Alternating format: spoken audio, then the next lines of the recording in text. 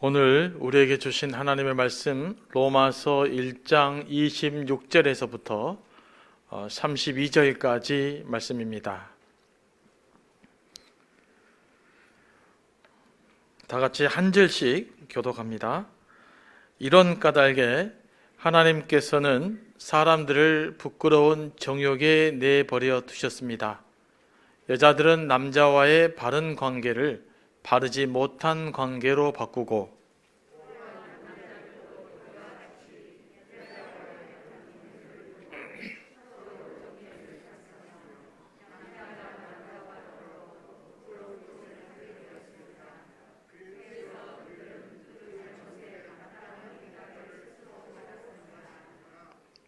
사람들이 하나님을 인정하기를 싫어하므로 하나님께서는 사람들을 타락한 마음자리에 내버려 두셔서 해서는 안 될 일을 하도록 놓아 두셨습니다.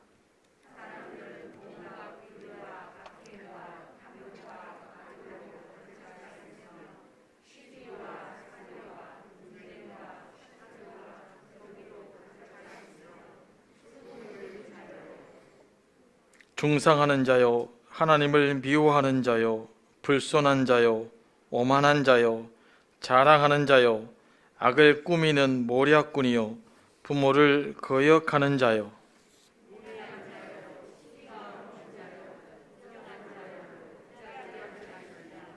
다 같이 그들은 이와 같은 일을 하는 자들은 죽어야 마땅하다는 하나님의 공정한 법도를 알면서도 자기들만 이런 일을 하는 것이 아니라 이런 일을 저지르는 사람을 두둔하게까지 합니다. 아멘. 우리는 로마서를 통해서 인간이 어떤 존재인가를 계속해서 살펴보고 있습니다. 26절 말씀부터 보면 이런 까닭에 이렇게 26절 시작하죠. 하나님께서는 사람들을 부끄러운 정욕에 내버려 두셨습니다. 여기서 이런 까닭은 그 25절 이전의 말씀을 받는 말씀인데 25절에 뭐라고 기록되어 있습니까? 사람들은 하나님의 진리를 거짓으로 바꾸고 창조주 대신에 피조물을 숭배하고 섬겼습니다. 그러므로 이렇게 이해하면 되겠죠? 그래서 하나님이 어떻게 했다는 겁니까? 사람이 거짓과 진리를 바꾸고 하나님 대신 우상 숭배했을 때 하나님께서 그들을 이제 어떻게 했다는 거죠? 징벌한 것인데 그 징벌의 내용입니다. 그 내용이 무슨 말씀이시죠? 사람들 어디에다 버려두었다고요? 부끄러운 정욕에 내버려 두었습니다. 사람을 부끄러운 정욕대로 내버려 두었다는 것이 하나님의 징벌입니다. 그러니까 여기서 하나님은 갑자기 하늘에서 불을 내려갖고 죄에 대해서 심판하신 것이 아니라 그들이 죄를 짓도록 부끄러운 정욕대로 살도록 내버려 두었다. 이게 심판이라는 거예요. 이것은 우리가 그 하나님의 징벌에 대한 새로운 시각이 보여주고 있죠. 징벌 그러면 하늘에서 불이 나타나서 사람을 태운다든지 땅이 갈라져가지고 사람을 땅속에 집어넣어버린다든지 그런 징벌을 내리신 것이 아니라 사람으로 하여금 도덕적 부패에 빠지게 만들었어요. 그것이 하나님의 심판이고 하나님의 징벌이었다라고 사도 바울은 이야기하고 있습니다. 그러니까 사도 바울은 인간의 부끄러운 정욕 그 자체를 하나님의 심판으로 본 것이고 인간이 경험할 수 있는 고통으로 본 것입니다. 성적인 타락은 우리 내면의 그 수치심을 가져다 줍니다. 여기서 정욕, 여러 가지 죄를 언급하지만 핵심적인 죄목은 성적인 타락입니다. 수치심은 우리 내면을 끊임없이 괴롭히고 행복을 뺏어가 버립니다. 성적으로 타락한 것은 그래서 비정상적이고 퇴폐적일 수밖에 없어요. 공개적이고 복되고 아름답고 그런 자리에서 성적인 비행이 일어나지가 않죠.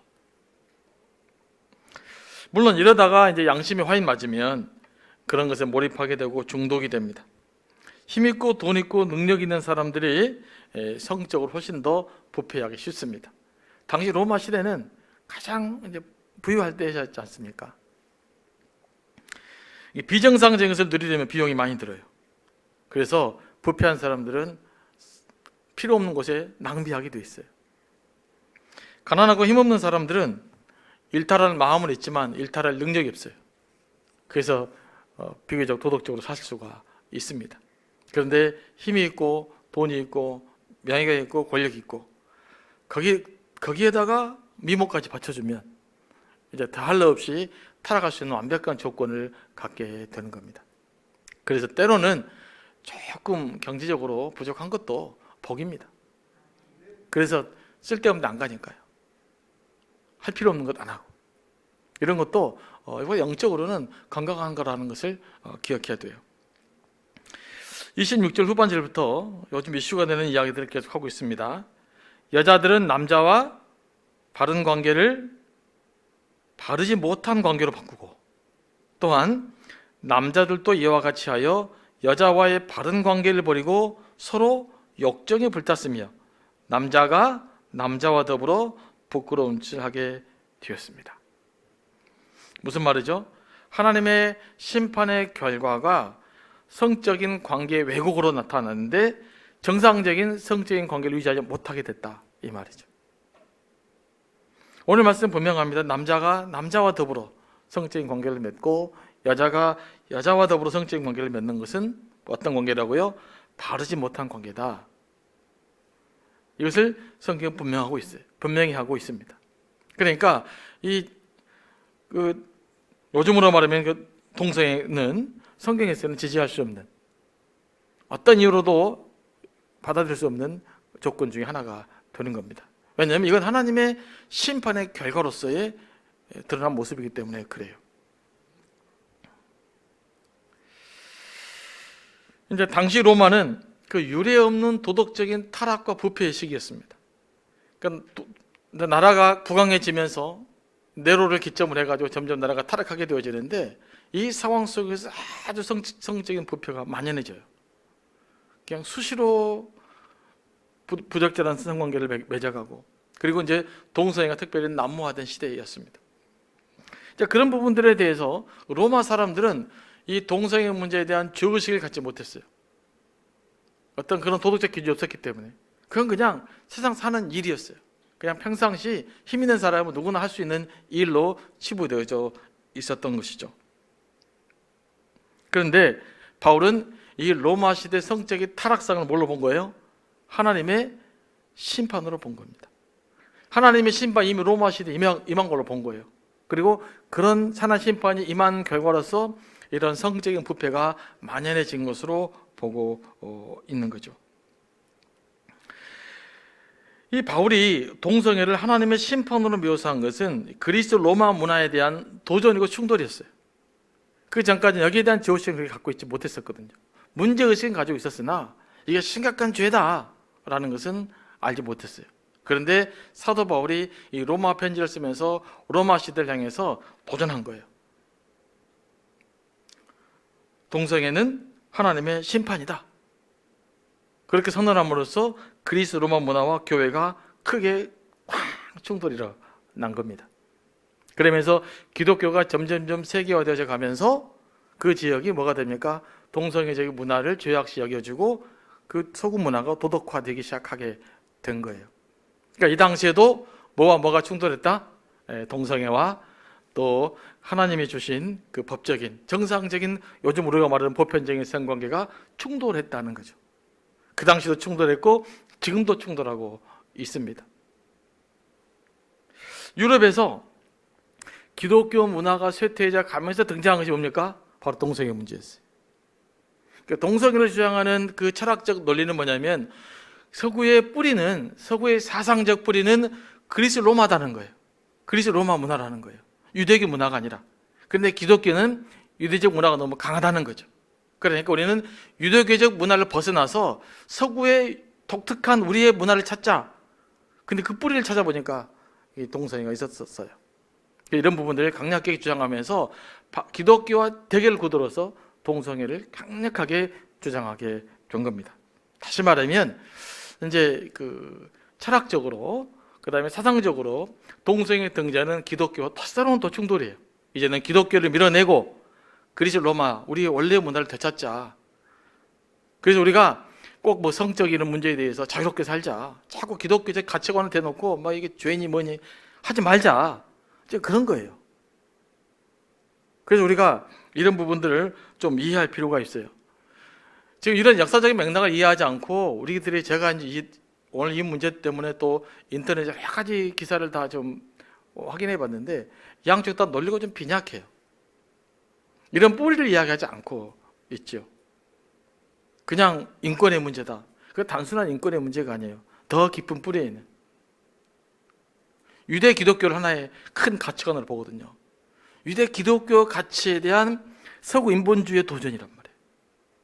그래서 교회가 이런 부분들을 인권의 문제, 뭐 이렇게 무슨 뭐 소수 인권주의 보호의 뭐의 문제, 뭐 인권 차별의 문제 이런 문제로만 부각시키려고 그래요. 왜냐하면 그 밑에 있는 문제가 드러나면 반발이 심하니까 여기를 닫고 자꾸 인권의 문제로만 보려고 하면서 여러 가지 문제를 일으키고 있는 것이죠.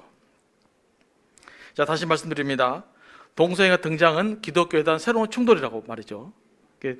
바울 시대는 또 충돌이 나가지고 이제 기독교 문화가 로마의 타락과 문화를 밀어냈었는데 지금은 다시 충돌이 일어나가지고 뭡니까? 이제는 기독교 문화를 그리스 로마에 있는 이런 인본주의적 휴머니즘의 가치관이 기독교적 세관을 밀어내고 있는 형국이에요. 여기서 지금 한국 교회뿐만 아니라 모든 기독교 가치관이 지금 수세에 몰려가고 있어요. 과학이 발달하면서. 그다음에 세계가 좀 여러 가지 이제 다원화되어져 가면서 절대적 가치를 인정하지 않으려고 하면서 자꾸 밀려가고 있는 형편입니다. 그러니까 여기에서 교회가 뭐 굉장히 인권을 뭐 옹호한다, 뭐 제지하는 입장을 받아들이게 되면은 기독교는 그대로 이제 아주 카운터 펀치를 맞는 겁니다. 그러니까 이런 거 부분들을 좀 우리가 이해할 필요가 있어요. 그러니까 여러분들이 읽고 있는 그 지금 뭐 신문장에서 나오는 인권의 문제는 매우 아주 얇은 문제를 다루고 있다. 그리고 많은 부분들을 감춰버리고 겉으로 드러난 몇 가지만 가지고 포장되어 있다라는 걸 우리가 알지 못하면 여기에 대한 논리를 잘 이해할 수 없어요. 그러니까 이런 깊이 있는 이해를 못하면 뭐 신학자들도 뭐 동성애를 지지하니만 이런 이야기가 나오는 거죠. 그러니까 문화적 충돌의 개념으로 우리가 이런 부분을 이해해야 이런 부분을 정확하게 이해할 수 있고 또 우리가 영적인 답을 찾아낼 수가 있습니다. 우리는 이렇게 성경에서 명확히 나왔기 때문에 자, 우리 기독교인들의 삶의 기준은 성경입니다. 성경. 그렇기 때문에 우리 기준이 성경대로 우리는 바라보는 것이고, 물론 시대적으로 재해석해야 될 부분이 있어요. 조금 더 적용을 부드럽게 해야 될 부분도 있습니다만은 명확한 것은 명확하게 이야기를 할 수 있어야 되는 것이죠. 이제 이 문제와 좀 다른 문제예요. 이제 이 동성애 문제를 다룰 때 자, 여자와 남자 태어났는데 겉은 남자인데 속은 여자가 정체성 여자예요. 또 얼굴은 껍질은 여자로 태어났는데 정체성은 남자예요. 이런 부분을 다루는 것이 아니에요. 지금 우리가 지금 여러분 이런 문제를 다룬 것으로 약간 오도되어 있는데 그건 절대 그렇지 않습니다. 그런 사람들까지 막 배척하고 그런 것은 아니에요. 어떤 사람들은 몸이 태어났는데 아예 그냥 여성 정체성으로 태어난 거예요. 그런데 지금 많은 사람들이 마치 그런 사람들 교회가 포용하지 못한 것처럼 이야기하고 있는데 그것이 아닙니다. 제가 조금 다시 말씀드리겠고요. 정상적인 사람인데 동성애를 하고 있는 것을 이야기하는 거예요. 정상적인 사람인데 양성애를 하고 있는 것을 이야기하는 거예요. 오늘은 남자와 오늘은 여자와 이런 것을 교회는 구약의 전통은 뭡니까? 돌로 쳐 죽이라고 그랬잖아요. 뭐 그렇게는 못할 망정 우리가 이런 부분들을 무조건 수용할 수는 없는 것입니다. 또 지금 이제 그 동성애 합법화의 문제는 뭐냐면 동성 간의 결혼, 미국처럼 유럽처럼 결혼을 합법화 시켜달라는 거 아니겠어요? 결국 주장하는 것은 뒷면에는 여자끼리 결혼해서 가정을 이루도록 해달라라는 거죠. 남자들끼리 결혼해서 가정을 이루며 해달라. 심지어 또 걔랑도 결혼해가지고 가정을 이루게 해달라. 뭐 그러잖아요. 우리가 그 소식도 들었잖아요. 그러니까 이제 여기까지 가는 거죠. 그러니까 결국은 거기로 가려고 하는 거예요. 이제 모든 그 성소수자가 주장하는 것은. 그러니까 제도가 남자와 여자만 결혼해서 가정을 이루는 건 제도 말고 거기에다가 여자 부부, 남자 부부의 결혼 제도도 만들어 달라라는 거예요, 사회적으로. 그리고 그것을 학교에나 밖에서 자연스러운 곳으로 가르치게 해달라라는 거죠. 그러니까 우리 아들한테 이렇게 가르치는 거죠. 예를 들면, 야, 너는 남자와 사랑할 수도 있고 여자와 사랑할 수도 있고, 너는 남자와도 결혼할 수도 있고, 남자인데 여자가 여자끼리도 결혼할 수 있고, 다 괜찮단다. 그렇게 가르칠 수 있도록 해달라는 거예요. 이거 어떻게 정상적이라고 볼 수 있겠습니까? 그러니까 목적이 거기까지 가 있는 거잖아요. 찬찬히 뜯어보면 그 이야기예요. 그거 가르치자는 거죠. 사실 성소수자라는 표현은, 성소수자라는 표현 아주 애매모호한 표현입니다. 누가 성소수자일까요? 여기는 다양한 개념이 포함되어 있어요. 첫 번째는 동성애자라고 그러죠. 두 번째는 양성애자라고 그래요. 그냥 나는 여자건 남자건 다 좋다, 이런 거죠. 그 다음에 요즘 이제 꼭 조금씩 드러나고 있는 것이 동물하고도 결혼하고 싶다, 이런 거죠. 동물과의 관계, 이것도 성소수자겠죠. 이런 모든 것들을 인정해 주라는 건데, 이것은 전부 다 기독교 전통에서 지금까지 금기시켜 왔던 것입니다. 그러니까 기독교의 금지 조항을 다 풀어헤쳐라 라는 거죠. 이제 기독교 없이 그냥 인본주의적 세계관으로 살도록 해야 된다. 교회가 인본주의적 삶을 살아가는데 걸림돌이 되면 안 된다라는 이야기를 하고 있는 것입니다. 앞으로 이런 이야기 여러분 아주 많이 듣게 될 거예요. 그러면 여러분 헷갈리게 될 것입니다. 인권, 야, 교회가 사람을 사랑하지 않냐? 사람을 사랑하는데 왜 그걸 사랑하지 못하느냐? 근데 그렇게 주장하는 사람들 얼마나 나쁜 논리냐면요, 그분들은 하나님의 사랑을 믿지도 않잖아요. 자기도 하나님의 사랑을 안 믿어요. 그리스도 사랑도 안 믿어요. 그런데 이런 논리할 때만 뭔 교회가 사랑을 이야기하지, 자기들 언제부터 하나님의 사랑을 믿었다고 그러지 않습니까? 그 논리를 편 사람들이 언제부터 하나님의 사랑을 믿었다고 하나님의 사랑으로 받아들여줘야 되니 말아야 되느니 그런 이야기를 하고 있는 걸까요? 지금 사회에서 이런 것을 주장하는 사람들은 다 비기독교인이잖아요. 물론 기독교도 개종이 좀 있습니다만은. 그러니까 이게 작은 문제 같지만 앞으로 작은 문제가 아니고요, 우리 교회의 존립의 문제와 관련되어 있는 거예요. 근데 이걸 다 만약에 포기한다고 생각합시다. 교회가 받아들여요. 그러면 교회가 무슨 기준으로 사람에게 도덕성을 이야기할 거예요? 그렇잖아요. 내가 우리 몇몇 사람 모으면 이거 우리한테 문제가 없다고 해버리면 그 사람들은 다 옳은 게 되잖아요. 그렇죠? 그러면 교회가 할 얘기가 아무것도 없죠. 그런 문제에 직면하게 되면 교회의 기능이 완전히 마비된 상황이 와버리는 것이죠. 몇몇 사람들이 모여서 그들의 권리를 주장하고 우리의 권리를 아무도 다치 못한다라고 얘기해버리면 교회가 무슨 이야기를 할 수 있겠냐고요. 아무것도 못합니다. 그러면 교회의 기능이 마비되고 상실될 수밖에 없는 것이죠.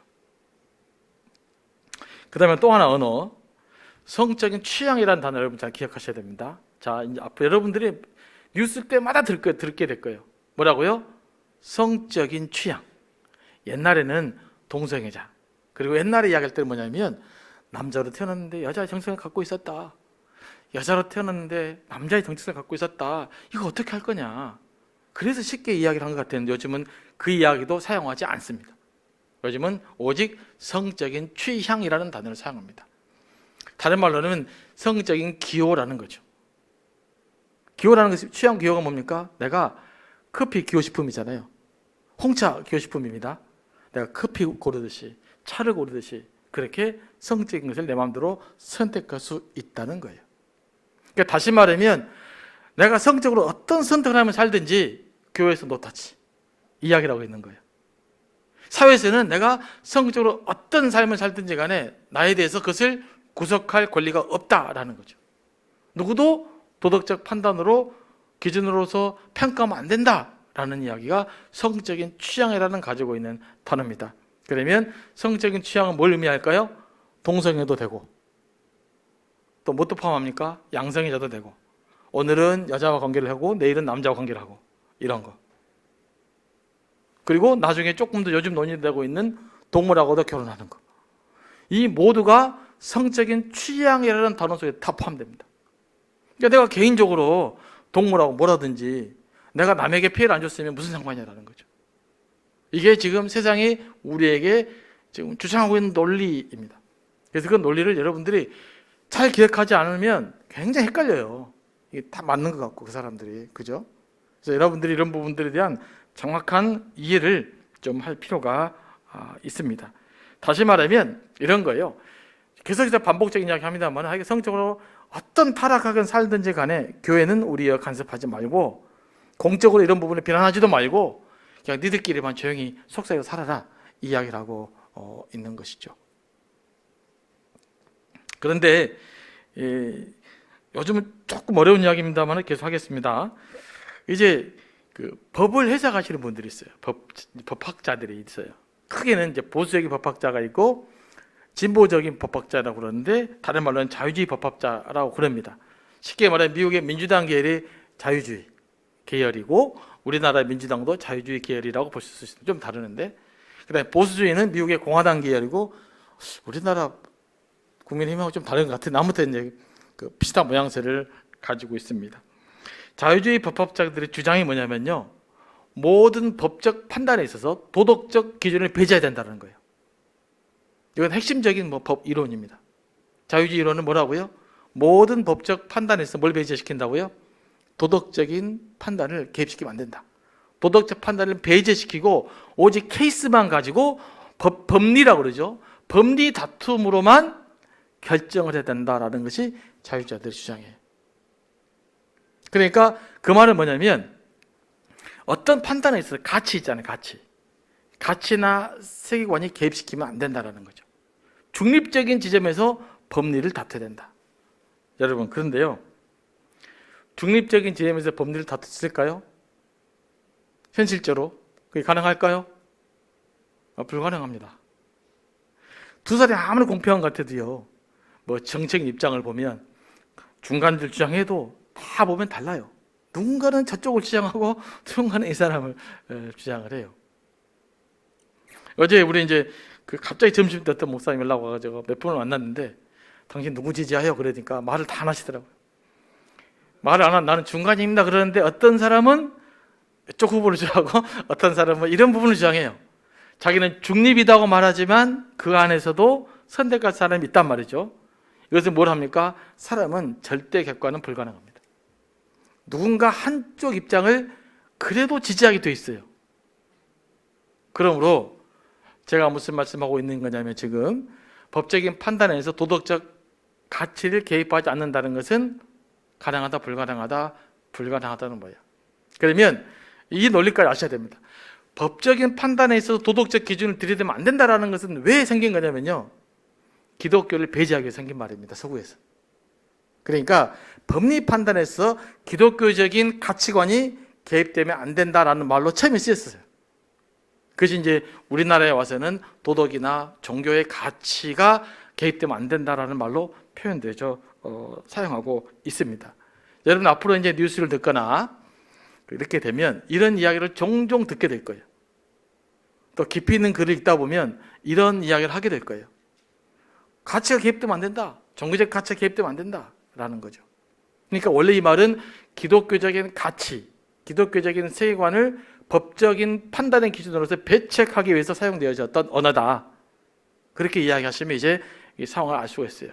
물론 그 말이 어느 정도 또 틀린 말은 아니죠. 맞긴 맞지만 다 맞지도 않다는 말인데, 왜 제가 이야기를 여러분에게 지금 어려운 이야기를 하냐면, 여러분들 신문을 읽거나 그다음 이런 사설을 읽게 될 거예요. 이런 용어가 나와요. 이 말이 무슨 말인지 몰라가지고 좋게 해석할 수 있어요. 그러나 그것은 근본적으로 그렇게 시작되어졌다. 자, 도덕적 중립은 뭘 의미하기 위한 단어였다고요? 처음에 법의 판단에 있어서 뭘 배제하기 위한 거였다고요? 기독교적인 가치관의 배제를 위해 사용했던 언어였다. 그것이 이렇게 넘어와서 가치 중립적인 법리 판단이라는 용어가 생기게 된 겁니다. 그러면 여러분들 앞으로 이제 신문을 보거나 뭐 뉴스를 보거나 이야기할 때, 이런 이야기는 뭐였구나 라고 이야기하면서 이제 글을 읽으시면 정확하게, 분명하게 그 사람들 의도를 정확하게 알 수 있을 것이에요. 이 사람은 지금 교회를 비판하는 글이구나. 이게 동성을 취재하면서 이런 논리를 숨겨 있구나 라는 것들을 알 수가 있습니다. 그런데 실은 이제 법을 이야기하잖아요. 법의 출발은 어디서 출발됐을까요? 법의 시작은 제가 우리 전공자가 있어서 이런 이야기 참 어려운데 네, 도덕법에서 시작된 거예요. 모든 법은. 그러니까 법은 도덕을 빼버리면 법을 논하기 굉장히 어려워져요. 이웃을 물건을 훔치면 안 된다. 이웃의 물건을 내가 훔치면 4배로 물러줘야 된다. 무슨 말이에요? 훔치는 것은 도덕적으로 문제가 된다. 그래서 손해적 배상을 취함으로써 도덕적 기준을 세우는 것이 도덕법이죠. 그러니까 법을 판단해서 도덕이라는 기준을 빼버리면 실은 애매모호한 판단 기준을 형성할 수밖에 없습니다. 모든 사람은 자기 나름대로 가치관을 갖고 있기 때문에, 가치관 있잖아요. 경험과 세계관을 갖고 있기 때문에 그 세계관에서부터 자유로울 수 있는 사람은 아무도 존재하지 않는다. 우리는 어떤 그 도덕적 기준을 갖고 있을 거냐라는 문제가 되는 것이죠. 예수 안 믿는 사람들은 무신론적인 가치관을 갖고 있죠. 예수 믿는 사람들은 성경적 가치를 갖고 있죠. 그럼 우리는 성경적 가치관을 가지고 살아갈 수밖에 없는 것이 그리스도인들의 삶의 정체성이죠. 그러면 이걸 어떻게 지켜내고 어떻게 보편적 인류에게 도움이 될 것인가를 고민하면 되는 거죠. 그러면 우리가 이제 이 세상 속에서 답을 찾아갈 수가 있습니다. 그런데 그 요즘에 나오는 마이클 샌더스라는 학자가 있어요. 여러분들 그 사람 이름을 들어볼 수 있는데 이분이 바로 이 자유진영, 쉽게 말하면 진보진영 학자거든요. 이 사람이 그 도덕이란 무엇인가를 책에서 이런 이야기를 해요. 깊이 논증을 합니다. 결론은 뭐냐면 도덕적 판단을 갖지 않고는, 그러니까 도덕적 판단 없이 법률의 판단은 애초부터 불가능하다고 이야기해요. 같은 진영의 학자인데 자기가 케이스를 가만히 연구해 보니까 모든 엄밀하게 말하면 나름대로 어떤 도덕적 기준을 갖고 시작하는 것이지 그 어떤 도덕적 기준을 갖지 않고는 어떤 판단이 불가능하다라는 거죠. 나름대로 도덕을 갖고 있어요. 그죠? 보수면 보수적인 대로 도덕적 기준을 가지고 있고요. 진보는 진보대로 도덕적 기준을 가지고 있고요. 중립이라고 외친 사람은 중립으로 외친 사람 나름대로 어떤 도덕적 기준을 갖고 있기 때문에 그 기준을 가지고 법을 판단하게 되는 것이지 그것들 다 빼놓고는 도덕적 판단이 시당초 불가능하다라고 이야기를 합니다. 요즘 그 열풍을 일으키는 마이클 샌더스의 주장이죠. 그런데 이런 이야기는 학자들이 TV에서 이야기를 안 하는지 모르겠어요. 다 읽으셨는데 왜 그럴까요? 그 이야기를 하게 되면 이 요즘 말하는 동성애 문제를 다루기가 곤란해지기 때문에 그 이야기를 하는 거예요. 그러면 이야기하는 순간부터 뭘 지지하게 될까요? 기독교적인 가치 판단에서 우리가 동성애를 반대한다는 것을 인정해 줄 수밖에 없기 때문에 이 이야기를 하지 않아요. 그래서 저는 우리나라 그 법학자들이 매우 아주 좀 나쁜 습관을 갖고 있는 것 같아요. 우리 학자들은.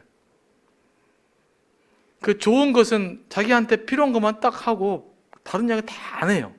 그러니까 논리를 한쪽으로만 편향되게 만드는 아주 잘못된 습관을 갖고 있는 것 같아요. 그래서 여러분들이 이제 그 뉴스를 들을 때 어떤 사람이 저 사람 다 편향되어 있다는 걸 전제하고 읽으시고 들으시고 고민해야 우리 크리스찬들이 제대로 된 영적인 답을 찾아낼 수 있다는 것을 여러분 기억하시기 바랍니다. 근데 지금 제정되는 차별금지법에 대해서 한마디 더 하고 싶은 건 뭐냐면요, 이것이 제정되면 동성애에 대한 비판을 공적으로 못하게 됩니다. 공적으로 하게 되면 제재를 받게 되죠. 그래서 이렇게는 설교할 수 있는데 이 설교 내용이 유튜브에 실리면 불법이 되어버립니다. 그러니까 우리끼리만 이야기하라는 거죠. 그러나 그 모든 TV, 방송도 이런 이야기 하면 안 되게 되는 것이죠. 그리고 동성애에 대해서 반대하는 것도 불법이 돼요. 그러니까 제가 밖에 나가서 누군가가 주장을 합니다. 나는 생활 때 이거 동성애 문제가 있다고 이야기하면 TV 토론 중에서도 이것이 뭡니까? 불법이 되어버립니다. 예매모호한 법이에요. 그러나 이것이 많은 지금의 그 이야기를 주장하는 사람들은 무슨 이야기 하냐면요, 이것이 교회에는 아무런 문제가 없다, 교회에서 설교하는 것을 방해하지 않는다라고 이야기하지만 이것은 어떻게 될지 모릅니다. 우리나라 정치인들의 수준을 보면 어떻게 변해볼지 몰라요. 왜 제 이야기를 하냐면, 여러분 성탄절 미국 사람들 논입니다. 성탄절을 성탄절로 부르지 말자는 운동이 일어나고 있어요. 유럽도 많이 그럽니다. 왜 그러냐면요, 야, 성탄절이 기독교의 명절이냐? 전 세계 명절인데 왜 거기에다가 크리스마스를 해야 되느냐? 크리스마스를 빼자. 그래가지고 나온 단어가 뭡니까? Great Holiday예요. 예전에 오바마가 Great Holiday라는 말을 많이 썼죠. 그렇게 된다니까요. 그러면 교회 안에 예수 믿는 사람이 와요. 그러면 교회가 꼭 예수 믿는 사람만 다니는 곳이냐? 예수 안 믿는 사람도 교회 참석한다. 그러면 어떻게 이야기할 건데요? 그때부터는 예수 안 믿는 사람이 참석하기 때문에 그들에게 동성애를 반대 설교를 하면 안 된다고 이야기하면은 우리는 논리적으로 꼼짝없이 당하게 되는 거예요. 그러니까 논리는 만드는 사람 마음입니다. 논리는 그냥 귀에 걸으면 귀걸이가 되고 코에 걸면 코걸이가 되는 것이 논리예요. 그래서 그런 논리의 함정에 우리가 빠지시면 안 돼요. 그래서 교회는 이런 부분들을 찬성할 수가 없어요. 그러나 저는 이러면 찬성할 수 있어요. 차별금지법, 예를 들면 장애우에 대한 차별금지법 이렇게 명확하게 명시를 해버리면 반대할 이유가 하나도 없죠. 그러지 않습니까? 남녀 성별에 대한 차별금지법 이건 우리가 당연히 찬성해야죠. 그런데 예매모호하게 성소수자라는 개념이 딱 들어와 버리면 이제 우리가 판단 기준을 어떤 것도 잡지 못하게 됩니다. 그래서 만약에 이제 국회의원들이 제대로 양심을 가지려면 한 개씩 하면 됩니다. 뭐 노동에 대한 차별금지법, 뭐 남녀 평등에 대한 차별금지법 이렇게 하나하나씩 다루면 문제가 없잖아요. 근데 왜 하나하나씩 다루지 않으려고 할까요? 성소수자에 대한 법을 끼워 넣어야 하기 때문에 그래요. 한 개씩 다루면 논리적으로 다 이 법이 처리가 안 됩니다. 명확하게 반대설이 있기 때문에. 그래서 이것을 끼워 넣으려고 그러니까 차별금지법 안에 싹 담아가지고 툭 통과시키면 법은 통과시키는 순간 효력이 발생되지 않습니까? 그럼 그때부터는 이제 어찌할 수가 없게 되어지는 것이죠. 제가 이런 이야기를 하면 또 이제 아마 유튜브 같은 데서 막 말에 반대해가면서 할지도 모르겠는데 하여간 적어도 이 오늘 말씀, 이 로마서의 말씀을 빗대어 해석해 본다면 우리가 이런 부분에 대해서는 좀 명확하게 인식할 필요가 있습니다. 자, 이 말씀을 통해서 우리가 어떤 말씀을 이제 삶 가운데 살펴보면 어떤 의미를 발견할 수 있냐면요. 자, 하나님을 밀어내는 자리에, 그렇죠? 하나님을 부인하는 자리에 뭐가 들어온 거예요? 그 자리가 성적인 부패가 도덕적 타락이 자리 잡았다는 거죠.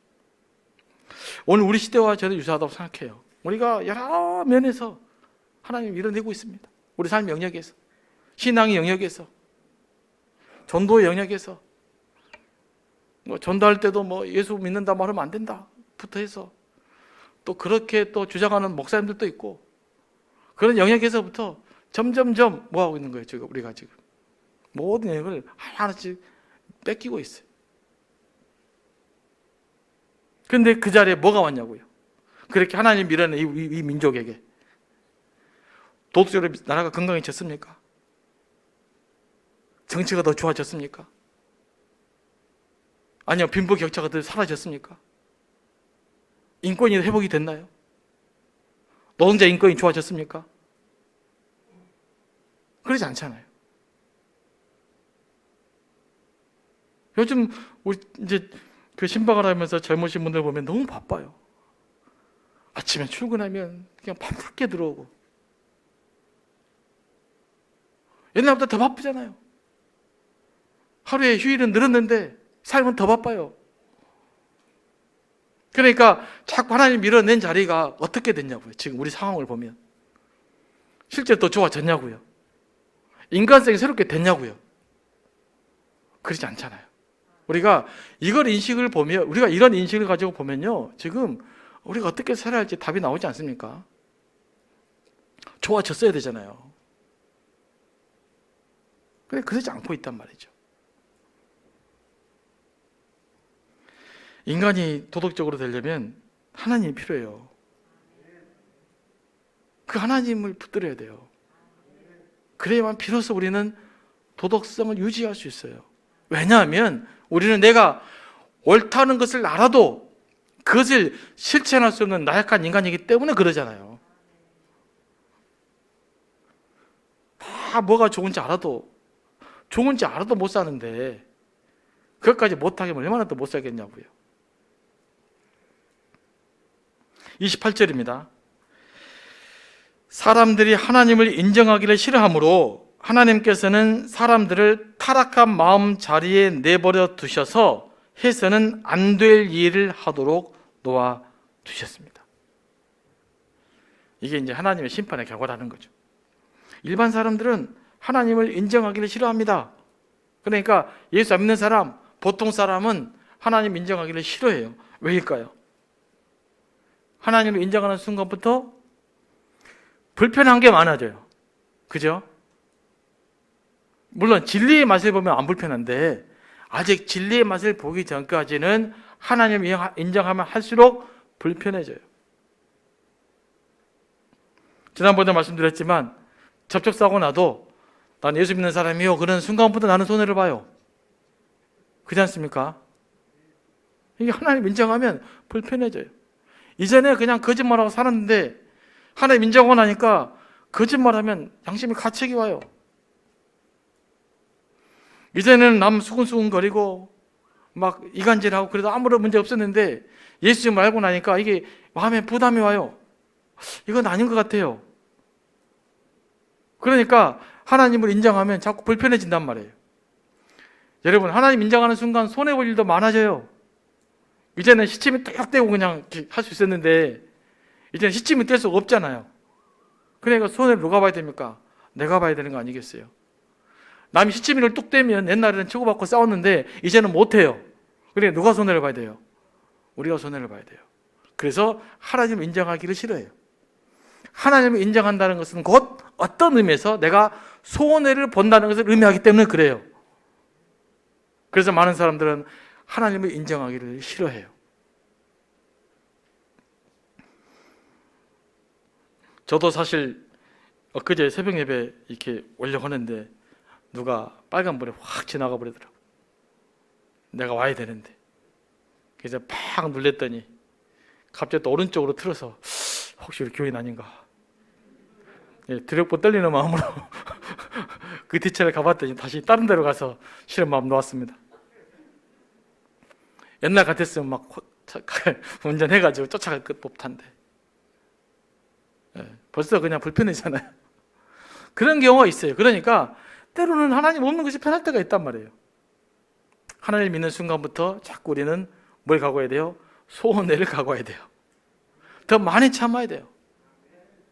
그래서 어떻게 됩니까? 사람들은 하나님을 인정하기를 싫어한 겁니다. 우리의 죄의 본성은 하나님이 없으면 편해요. 자꾸 하나님이 없으면 좋겠어요. 요즘 세상은 하나님 있으면 불편해요. 자꾸 하나님 없으면 좋겠어요. 내 마음대로 살아야 되니까. 그런데 그렇게 내 마음대로 산 삶이 그렇게 행복하지는 않다는 게 문제죠. 그죠? 내 마음대로 살면 행복하면 좋은데 내 마음대로 살면 살수록 안 행복해요. 이게 인간이 갖고 있는 아이러니입니다. 하나님 인간을 그렇게 만들어 놓으셨어요. 하나님 찾으라고. 자, 하나님이 이제 타락한 사람은 어떻게 놔뒀습니까? 다시 반복되는 말씀인데요. 28절 후반절 말씀입니다. 28절. 하나님께서는 사람들을 타락한 마음 자리에 내버려 두셔서 해서는 안 될 일을 하도록 놓아두셨습니다. 그들을 하나님의 심판의 대상으로 만들어 놓으셔버린 거예요. 그러면 그렇게 하나님이 포기해버린 인간들의 결과, 하나님을 인정하기 싫은 사람들이 어떤 사람들입니까? 29절부터 31절까지 자세히 기록되어 있는데 제가 한번 읽어보겠습니다. 29절.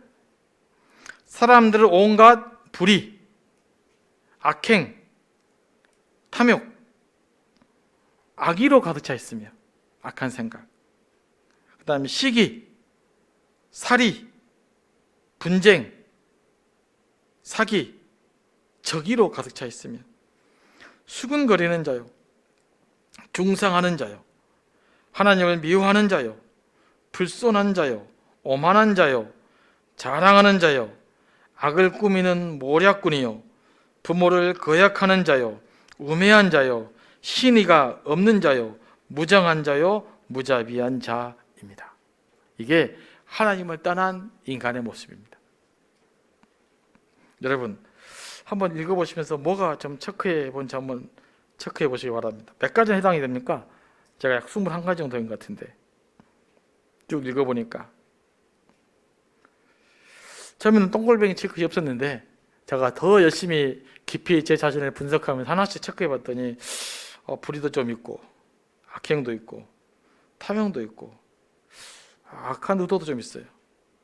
저는 시기도 있고 미움이 세지면 좀 사리도 있는 것 같고 분쟁하는 마음도 있고 사기적인 것도 있는 것 같고 적대감도 있는 것 같고 제가 수군거리기도 하고 때로는 중상도 하고 또 하나님께 원망도 하고 때로는 불순한 것 같고 때로는 오만한 것 같고 내 자랑도 있고 악을 꾸미는 무력꾼은 잘 아닌 것 같기도 하고 부모를 거역하는 모습도 좀 있는 것 같고 우매하고 신의가 없고 제가 참 무정한 면도 있거든요. 너무 무자비한 면도 있어요. 저는 거의 다 해당되는 것 같은데 여러분은 몇 가지는 해당이 됩니까?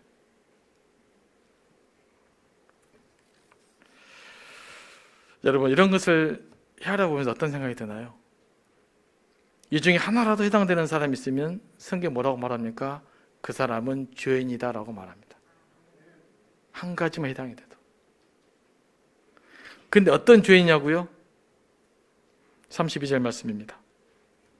그들은 이와 같은 일을 하는 자는 죽어야 마땅하다는 하나님의 공정한 법도를 알면서도 자, 이 죄의 대가가 뭐라고요?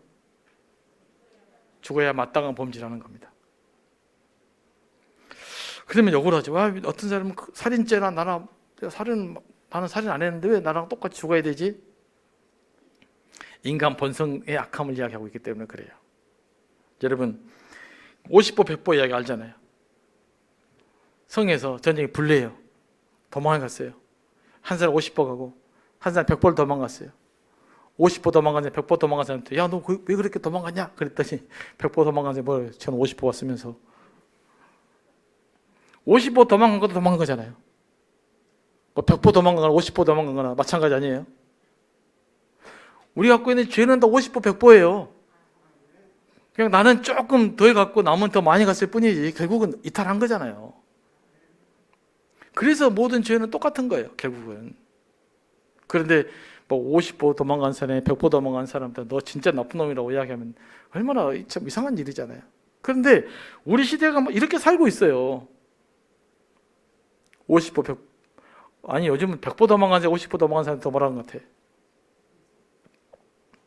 이게 이건 우리의 잘못된 모습인 것이죠. 성경 말합니다. 이 모든 죄의 대가는 죽어야 마땅하다는 겁니다. 그래서 사도 바울은 죄의 싹은 사망이라고 그랬어요. 그러면 모든 인간은 죄를 범했기 때문에 이 죄 해당되잖아요. 그럼 모든 인간의 운명은 어떤 운명입니까? 네, 사망에 처인 운명이에요. 그렇기 때문에 모든 인간은 사망에 처했는데 그 사망에서 벗어날 수 있을까요? 없을까요? 없다라는 거예요.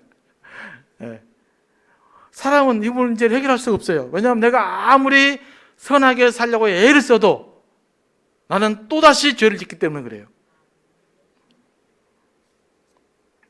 그러면 이 문제를 이제 어떻게 해결해야 할까요? 우리에게는 방법이 없어요. 그래서 하나님이 택하신 방법이 있어요. 예수 그리스도를 이 땅에 보내셔서 내 죄값을 주님이 지게 만드시고 나를 거기서 구원해 주신 거예요. 이 구원은 누구든지 예수 그리스도를 믿는 자에게 일하는 하나님의 축복의 선물이에요. 그래서 우리는 예수님이 필요해요. 그래서 예수님이 죄의 문제를 해결해 답이에요. 그런데 죄의 속성을 하나 봅시다. 죄의 속성 32절 마지막 절 봅니다. 자기들만 이런 일을 하는 것이 아니라 이런 일을 저지르는 사람들을 두둔하기까지 합니다. 죄의 속성 뭡니까? 다른 사람의 죄를 부추기는 거예요. 너 잘했다. 다 그러지 뭐. 죄의 속성은 공범을 만들어서 그 죄성을 희석시키는 거예요. 왜냐하면 나 혼자 잘못을 하잖아요. 나 혼자 뭐 물건 하나 훔쳤어요. 그럼 나는 죄의식이 굉장히 크게 느껴지거든요. 그게 너도 물건 훔쳐요. 그러면 이제 공법이 생기잖아요. 그러면 내 마음이 조금 더 괜찮아져요. 근데 너나 나나 다 훔치잖아요. 그럼 나는 물건 훔치는 것에서 아무런 죄책감을 못 느껴요. 무슨 말씀인지 아시겠죠? 그러니까 죄 속성은 그런 것이 있어요. 혼자만 죄를 지으면 너무 커. 너도 짓기로만 적어져요. 그래서 죄를 희석시켜서 죄에 대한 감각을 둔하게 만들어 시켜버리는 것이 죄의 속성입니다. 그러다 보니까 죄는 자꾸 나만 짓는 것이 아니라 니도 짓게 만들고 너도 짓게 만들고 니나 나나 다 짓게 만들어서 내가 죄에 있는 것을 망각하게 살려고 하는 것이 인간의 본성이라는 거죠. 이 부분을 지금 우리는 기억해야 됩니다. 그러므로 우리 가장 치명적인 언어가 무슨 말인지 아십니까? 세상이 다 그런데 뭐예요? 세상이 다 그런데 뭐? 나만 그런가? 저도 그러고. 나만 나쁜 놈인가? 저 사람도 나쁜 놈이지. 이게 죄가 만연한 세상의 언어적 습관이에요. 삶의 태도예요. 이것이 다른 말로 내로남불이에요. 그러니까 우리는 이 부분에 대해서 회개해야 돼요. 물론 우리가 완전한 삶 못 삽니다. 여전히 쓰러지고 내일 또 다시 죄를 짓지라도 지금 오늘만큼은 니도 그러니까 나가 괜찮다가 아니라 나의 죄 때문에 하나님께 깊이 회개해야 돼요. 하나님, 내가 잘못했습니다. 남이 뭐라 했든지 간에 내가 내일 잘못 살지라도, 아니 이 예배당 끝나고 나서 또 잘못 살지라도 지금 여기서 여러분은 철저하게 회개해야 되셔요. 지금 당장 문 열고 또 죄를 짓지라도. 그래, 여기서 세상이 그런데 뭐, 나도 그런데 뭐, 니는 나보다 낫냐, 이렇게 해버리면 우리에겐 답이 없어요. 그러면 진짜 무너져 버리는 거예요. 우리가 살 방법은, 저도 이 말 지켜놓고 또 내일 실수할 거예요. 그러지만 이 시간만큼은 철저하게 회개하고 고백하고 다시는 그런 죄를 짓지 않도록 하나님께 결단하는 시간을 가져야 돼요. 그럴 때 우리는 비로소 이 문제를 벗어날 수가 있습니다. 이렇게 죄인임을 깨도 결단하면 누가 보이냐면요, 예수님이 보입니다. 예수님의 은혜와 사랑이 보여요. 나한테는 희망이 없잖아요. 인간에는 희망이 없잖아요. 모든 죄값은 사망이잖아요. 근데 예수님께서 나를 구원해주셨잖아요. 오직 하나님의 은혜로, 오직 하나님의 사랑 때문에. 정말 우리 삶을 들여다보면 나와 예수 믿지 않는 사람은 전혀 다르지 않아요. 똑같아요. 그런데 오직 주님이 나를 사랑하셔서, 나를 택하셔서 그 은혜로 예수를 믿게 해주셨다고 하는 것, 이것 때문에 우리가 지금 예수 믿고 있는 거 아니겠어요? 그러니까 우리 이 사실 때문에 하나님께 감사해야 됩니다. 여러분 일생일대 가장 큰 기적은 뭘까요? 예수 그리스도가 믿어졌다라고 하는 사실이에요. 어떤 사람은 정말로 믿으려고 해도 못 믿잖아요. 근데 믿어졌잖아요. 그러면 놀라운 기적이 여러분에게 임한 것입니다. 그래서 예수 믿어졌다는 사실 때문에 오늘 또 이 한 주간도 더 감사하며 살아갈 수 있게 되기를 원합니다.